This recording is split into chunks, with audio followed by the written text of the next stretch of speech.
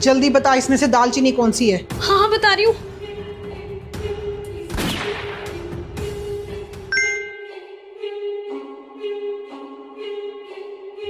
Gemini AI, इनमें से दालचीनी कौन सी है? दालचीनी वो तो बीच में रखी हुई है, जो छोटे छोटे लकड़ी के टुकड़े जैसे दिख रहे हैं। ये वाली। अब बता, इसको चाय में डाल सकते हैं कि नहीं?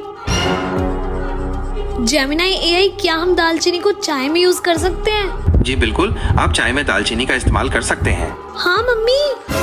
इस पर तूने सही जवाब कैसे दे दिया? मम्मी, मेरे पास सैमसंग गैलेक्सी Z Fold 7 जो है, और ये सिर्फ स्मार्ट नहीं, जीनियस भी है। और ये देखो, ये आपकी हेयर पेंसिल से भी ज्यादा स्लिम है। और आपको पता है ये अब तक का स्लिमेस्ट गैलेक्सी फोल्डेबल फोन है। ओह अच्छा। और सिर्फ यही नहीं, इसमें 200 मेगापिक्सल कैमरा भी है, फोटोज एकदम बढ़िया आती है। अच्छा, मेरी व्हाट्सएप डीपी बहुत पुरानी हो गई है, मेरी भी फोटो खींच के दिखा जरा। चलो चलो मम्मी, अब एक प्यारा सा पोज दो।